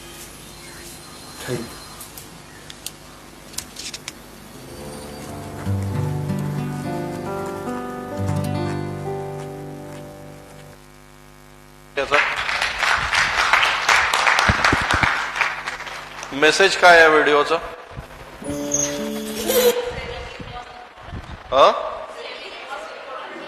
आणि सेव्हिंग तेव्हाच करायला पाहिजे ज्यावेळेस तुम्ही पैसे कमवताय. आपण जनरली पैसे कमवत असताना कशाचा विचार करतो? खर्चाचा. कारण आपल्याला काय वाटतं, आपलं भविष्य आपोआप सुरक्षित होईल, पण असं होत नसतं. मेसेज काय? कमवा, सेव्ह करा आणि खर्च करा. आपण काय करतो? कमवतो, खर्च करतो आणि उरले तर आपण काय विचार करतो? सेव्हिंगचा विचार करतो. एक लक्षात घ्या, ही रियालिटी आहे. म्हणजे हे जर आपण म्हणत असू की माझ्या गावात नाहीये म्हणून माझ्यापर्यंत पोहोचलेलं नाहीये. माझे वडील 2021 साली गेले म्हणून त्यांचे सगळे ते कपडे, वस्तू वगैरे मी औरंगाबादच्या एका वृद्धाश्रमामध्ये डोनेट करायचं ठरवलं होतं. तर वृद्धाश्रमात ज्यावेळेस मी डोनेट करायला गेलो होतो आणि त्यांचे ते संचालक डॉक्टर आहेत, चांगले अमेरिकेमध्ये असतात ते, त्यांनी औरंगाबादला स्नेह सावली नावाचं एक छानसं वृद्धाश्रम चालवलंय. तर मी तिथल्या काही लोकांना भेटलो. त्यामध्ये एक JNEC सारख्या ठिकाणी काम करून निवृत्त झालेले प्रोफेसर त्या वृद्धाश्रमात, एक डेप्युटी कलेक्टर, एक डॉक्टर. ह्यांचं सुद्धा, त्यांना सुद्धा ज्यावेळेस मी बोललो, माझं हे बॅकग्राऊंड असल्यामुळे, एकच प्रॉब्लेम होता, त्यांनी कधी आयुष्यात सेव्हिंग केलंच नव्हतं. जे होतं ते कशावर खर्च करून टाकलं. वस्तू विकत घेतल्या, घर बांधलं चांगलं, मुलांचं शिक्षण केलं, फक्त खर्चाचा विचार करून आयुष्य काढलं. आणि हे विसरून गेले की कमवण्याचे दिवस शाश्वत नाहीयेत. तुम्ही जोपर्यंत जिवंत आहात तोपर्यंत कमवणार नाही आहात, हे लक्षात घ्या. पण खर्च तुम्ही जिवंत आहात तोपर्यंत चालू राहणार आहे. बरोबर आहे? आपल्या सगळ्यांच्या आयुष्यात कॉमन गोष्ट काय? आपण जोपर्यंत जिवंत आहे तोपर्यंत खर्च चालू आहेत, कमाई नसणार आहे तोपर्यंत. म्हणजे जोपर्यंत तुम्ही कमवत आहात तोपर्यंतच तुम्ही जितके दिवस जिवंत आहात तोपर्यंत खर्चाची पण व्यवस्था केली पाहिजे ना. अनफॉर्च्युनेटली आपण हा विचार करत नाही. अनफॉर्च्युनेटली आपण त्यावेळेस वस्तूचा विचार करतो, त्यावेळेस आपण काय काय फॅसिलिटीज विकत घेता येईल याचा विचार करतो. म्हणून हे थोडंसं अतिशयोक्ती दाखवलेली आहे, पण रियालिटी ऑफ लाईफ आहे ना. बरोबर आहे? सो नियम लिहून घ्या, तुम्हाला जे मी टिप्स सांगितल्या त्या. खर्च करण्याच्या अगोदर काय सांगितलेलं या व्हिडिओमध्ये? खर्च करण्याच्या अगोदर बचत करा. खर्च करण्यानंतर बचत कराल तर आयुष्यभर तुमची बचत होणार नाही. आणि तुम्ही सगळे बचत गटवालेच आहात, बरोबर आहे? तुम्ही हरदया, हा, किती जण आहे तिथे बचत गट तुमचा संबंध आहे? तुम्ही उलट एक समाजकार्य करताय, एक लक्षात घ्या. समाजकार्य हे खूप मोठं. कारण लोकांना बचत करणं म्हणजे असं वाटतं पैसे वाया घालवणं. उलट तुम्ही त्यांना हा व्हिडिओ युट्यूबवर अवेलेबल आहे, काहीच करू नका, फक्त व्हिडिओ दाखवा. बरोबर आहे? फक्त हा व्हिडिओ दाखवून द्या, लोक तुम्हाला सांगतील किती बचत करायची. कारण हे लक्षात घ्या, मी जसं सुरुवातीला म्हणालो, समाज असा घडवला गेला आहे ज्याच्यामध्ये श्रीमंत दिसणं महत्वाचं झालंय, श्रीमंत असणं. त्यामुळे आजपासून कुटुंबामध्ये एक नियम लावून घ्या की मी एक ठराविक बचत करेल. त्याचा पण मी एक तुम्हाला नियम, किती करावी याचा पण नियम दाखवतो. जनरली जागतिक लेवलला किंवा जागतिक दृष्ट्या एक नियम पाळायला जावा असं म्हणलं जातं. तो नियम लिहून घ्या. तो नियम आहे 50-30-20, 50-30-20. 50-30-20. 50-30-20 म्हणजे काय? तुम्ही जेवढे पैसे कमवता त्याच्या अर्ध्या पैशामध्ये तुमच्या घराचे सगळे अत्यावश्यक खर्च भागले पाहिजे. जेवढे पैसे कमवता त्याच्या अर्ध्या पैशामध्ये, जर समजा तुमची कमाई दर महिन्याला 20,000 असेल तर किती रुपयात तुमचा घर खर्च भागला पाहिजे? 10,000. याच्यामध्ये कुठले खर्च येतात? अत्यावश्यक खर्च. तुमचे EMIs येतील, तुमचं किराणा येईल, दुधाचा खर्च येईल, पेपरचा खर्च येईल, दर महिन्यात येणारे बाकीच्या सगळ्या गोष्टी असतील. राईट? 50% तुमचं घर चाललं पाहिजे. आता उलटा अर्थ घेऊया आपण. तुम्हाला जर असं वाटत असेल 1 लाख रुपये महिन्याला खर्च करायचे, तर कमाई किती झाली पाहिजे? 2 लाखाची. जर 2 लाखाची कमाई होत नसेल आणि 1 लाख खर्च करत असाल तर तुम्ही 1 लाख खर्च करण्यासाठी पात्र नाही आहात. उगाच भ्रमात राहू नका.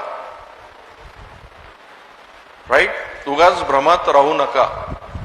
त्यामुळे तुम्हाला जेवढी कमाई आहे त्याच्या 50% मध्येच घर चालवायचे. मग उरलेल्या 50%चं काय करायचं? तर उरलेल्या 50%चं काय करायचं, तर त्याचं 30 आणि 20% मध्ये आपल्याला डिवाइड करायचं. 30% हे तुमचे किमान बचतीमध्ये गेले पाहिजे. त्याच्यामध्ये तुम्ही काय काय करू शकता? म्युच्युअल फंड्स, SIP वगैरे या सगळ्या गोष्टी तुम्ही 30% मध्ये करू शकता. राईट? तुमच्यापैकी किती जण SIP मध्ये गुंतवणूक करतात? Systematic investment plan. Systematic investment plan वर तुम्ही थोडा अभ्यास करा. सिस्टमॅटिक इन्व्हेस्टमेंट प्लॅन हा लॉंग टर्म मध्ये पैसा देणारा प्लॅन आहे. छोट्या छोट्या गुंतवणुकीतून तुम्ही मोठा पैसा जमा करू शकता. त्यामुळे तुम्हाला जर कधी वेळ मिळाला तर सिस्टमॅटिक इन्व्हेस्टमेंट प्लॅन काय असतो हे समजून घ्या. तुम्हाला वाटल्यास एक छोटासा 10-15 मिनिटाचा व्हिडिओ पण दाखवेल मी पोस्ट आपल्या म्हणजे अल्पोपहारानंतर. पण सिस्टमॅटिक इन्व्हेस्टमेंट प्लॅन मध्ये तुम्ही खर्च केलाच पाहिजे. आता एक लक्षात घ्या, ह्या ज्या गोष्टी आहेत ना, या सगळ्या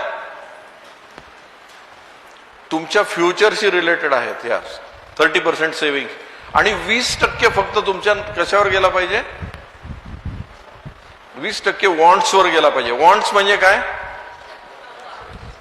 वॉन्ट्स म्हणजे इच्छा.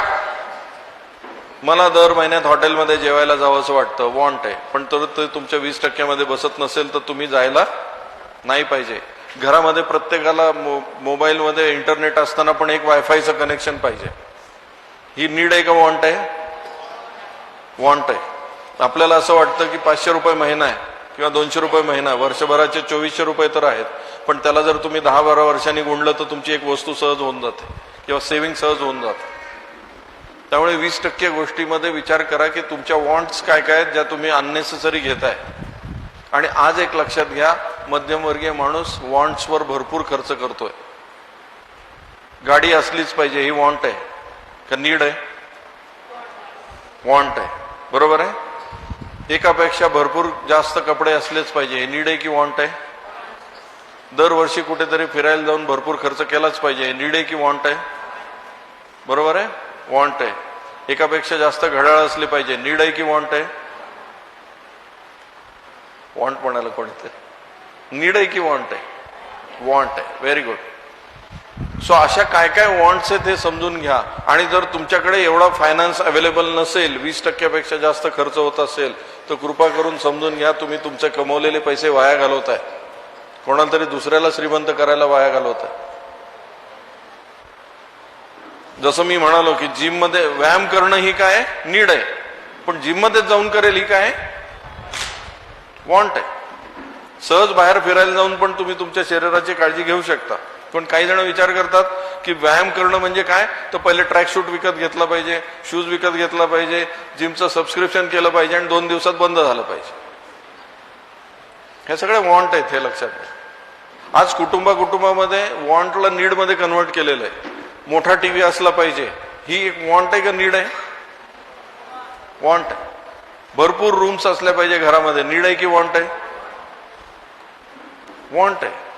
प्रत्येक गरजेला आपण नीड मध्ये कन्व्हर्ट करून टाकलेलं आहे. प्रत्येकाच्या दरवर्षी मोबाईल बदलला गेलाच पाहिजे, नीड आहे की वॉन्ट आहे? आयफोनच असला पाहिजे, ही नीड आहे की वॉन्ट आहे? वॉन्ट आहे. हे आजकाल चष्मे सुद्धा वेगवेगळ्या रंगाचे मिळायला लागलेले आहेत, नीड आहे की वॉन्ट आहे? तुम्ही बघा नीडला कशात कन्व्हर्ट केलंय मार्केटमध्ये? वॉन्ट मध्ये कन्व्हर्ट केलेलं. मग कपड्याच्या रंगसंगतीनुसार हे चष्म्याच्या दांड्या बदलणं, ही वॉन्टला आपण नीड समजायला लागलो. सो कृपा करून एक लक्षात घ्या की आपण प्रत्येक नीडला वॉन्ट समजून बसतो. त्यामुळे आपण प्रत्येक गोष्टीसाठी खर्च करायला लागलो. प्रत्येक गोष्टीसाठी खर्च करायला लागलो. म्हणजे मला माझ्या घरामध्ये काही काही गोष्टी शिस्त लावावी लागते. तुम्ही बघा आजकालची मुलं ट्रॅव्हल करत असताना ते म्हणतात हे पब्लिक ट्रान्सपोर्टवर आमचा विश्वास नाही, वी वॉन्ट सेपरेट व्हेकल. ट्रॅव्हलिंगला सेपरेट व्हेकल असलं पाहिजे, ही नीड आहे की वॉन्ट आहे?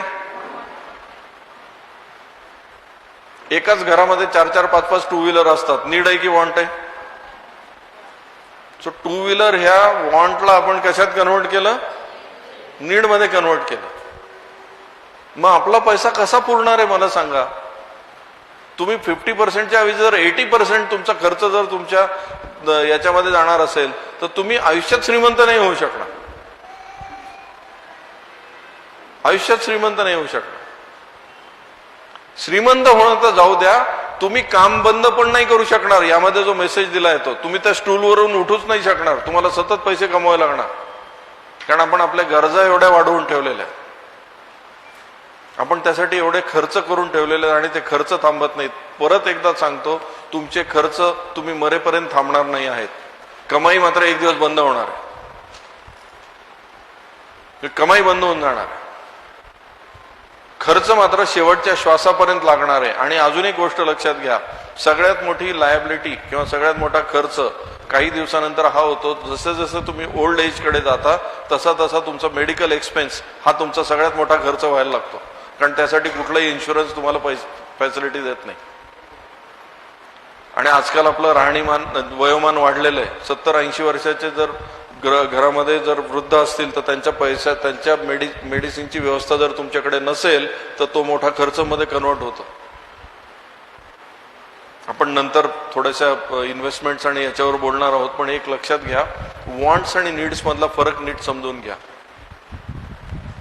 घरामध्ये मुलांना हे शिकवा, तुम्हाला वेळ लागेल त्यांना शिकवायला, कारण तुम्ही आतापर्यंत त्यांच्या सगळ्या गरजा पुरवणं म्हणजेच तुमचे स्वतःचं पालकत्व समजलेलं आहात.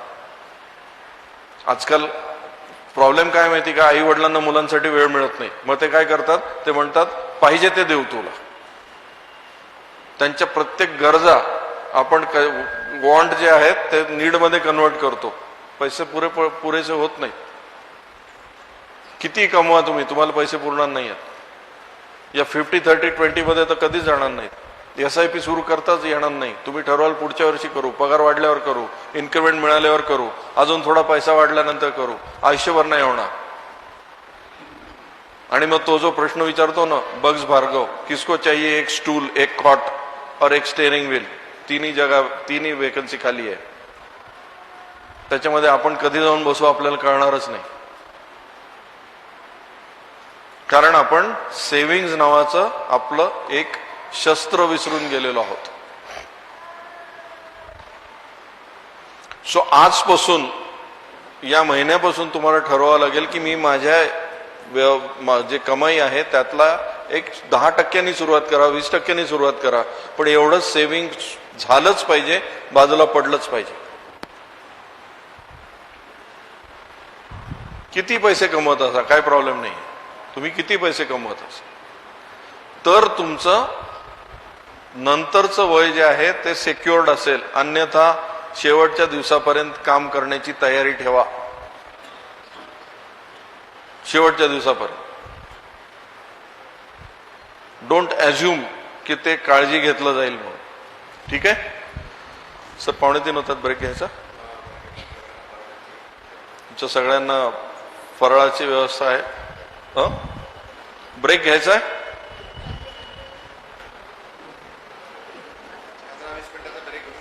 ठीक आहे, एक 15 मिनिटाचा ब्रेक घेऊया. आपण 3 वाजता परत शार्प सुरू करूया. नंतर आपल्याला अजून 1.5 ते 1.25 तास लागणार आहेत. त्यामुळे जितक्या वेळेवर याल तेवढं चांगलं आहे. ठीक आहे, काही शंका असतील तर मला तुम्ही पर्सनली पण विचारू शकता.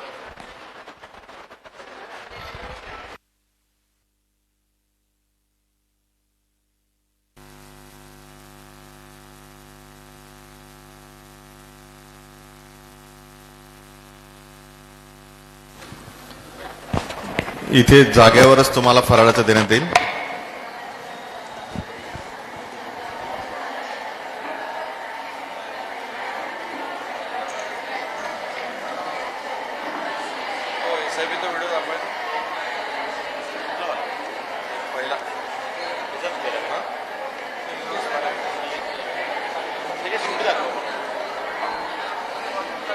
बघायचा असला